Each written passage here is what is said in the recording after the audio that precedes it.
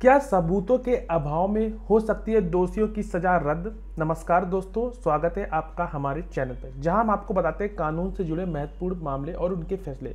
आज हम लोग बात करेंगे एक ऐसे ही केस की जिसमें सबूतों की कमी और गवाहों की कमजोरियों ने आरोपियों को राहत दिलाई। तो वीडियो को अंत तक जरूर देखें, जाने कोर्ट ने कैसे इस मामले में न्याय किया।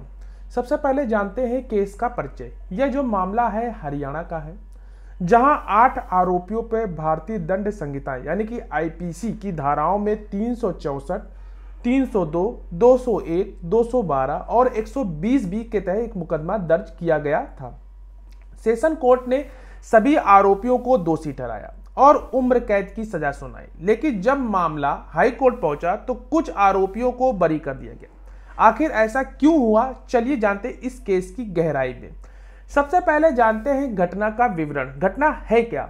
मामला 8 जुलाई 2013 का है, जहां गुरपाल सिंह जो कि एक शिकायतकर्ता जगप्रीत सिंह जो कि PW8 है के पिता थे, अपनी कार से घर से निकले। वो अपनी बहन परमजीत कौर जो कि PW26 से मिलने गए, लेकिन वापस लौटते समय अज्ञात लोगों ने उनकी कार को रोका और उनका अपहरण कर लिया और अगले ही दिन उनका शव बिना सर और हाथ पैरों के एक नहर से बरामद हुआ। गवाहों की गवाही पर सवाल। अब बात करते हैं इस केस की गवाहों की, यानी कि PW26 जो कि मृतक की बहन है, ने दावा किया कि उन्होंने घटना को अपनी आंखों से देखा, लेकिन उनकी गवाहों में कई कमियां थी।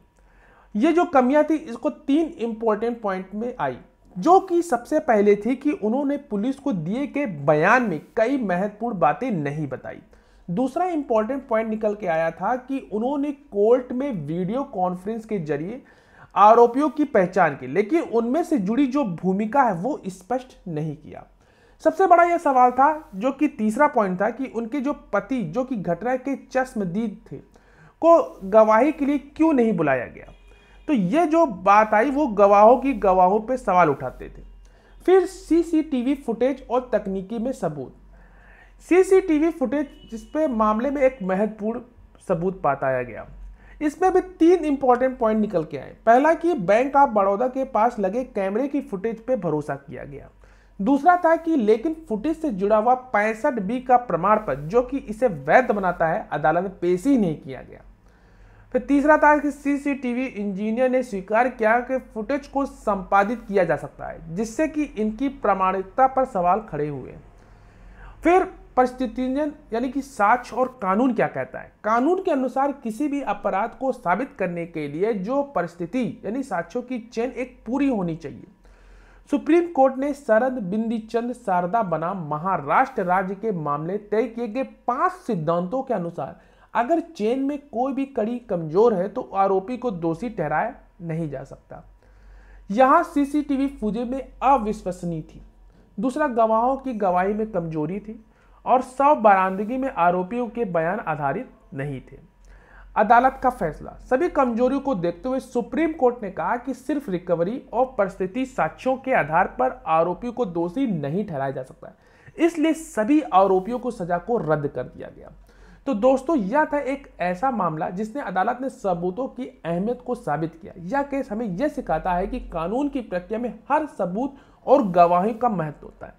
अगर आपको यह जानकारी पसंद आई हो तो वीडियो को जरूर लाइक करें, हमारे चैनल को जरूर सब्सक्राइब करें, कमेंट में बताएं कि आप अगले वीडियो में किस विषय पर चर्चा चाहते हैं। साथ ही साथ इसका जो जजमेंट है, उसका जो केस टाइटल है और इस जजमेंट की जो लिंक है वो डिस्क्रिप्शन बॉक्स में दे दूंगा, आप जाकर उसको पढ़ सकते हैं। या कोई भी क्वेरी हो किसी केस से रिलेटेड, डायरेक्ट कॉल पे भी अपना अपॉइंटमेंट बुक करा सकते हैं। उसका नंबर डिस्क्रिप्शन बॉक्स में दिया है और स्क्रीन पे। मिलते हैं एक नेक्स्ट वीडियो में, तब तक के लिए धन्यवाद।